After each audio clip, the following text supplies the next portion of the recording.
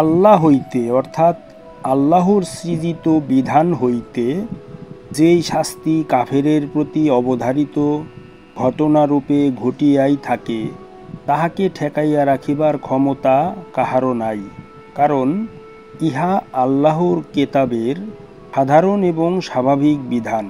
অপরপক্ষে মুমিনের জন্য আল্লাহ তাআলা মেরাজ দান করিয়া জান্নাতের স্তর উত্তরণের ব্যবস্থা করিয়া রাখিয়াছেন।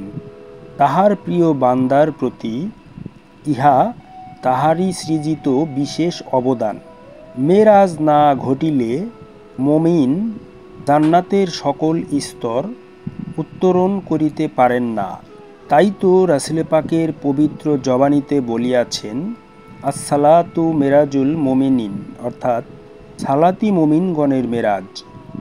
প্রকৃত সারমর্ম হচ্ছে ধ্যানের সাহায্যে দেহের অভ্যন্তরে মানসিক ভ্রমণ করা সালাতের একটি বিশিষ্ট অংশ। এইরূপ সালাতের দ্বারা মুমিনের মেরাজ হইয়া থাকে।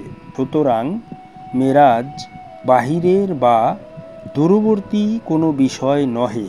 তাই মুমিনের জন্য প্রকৃতই মেরাজ নিকটবর্তী একটি ব্যাপার।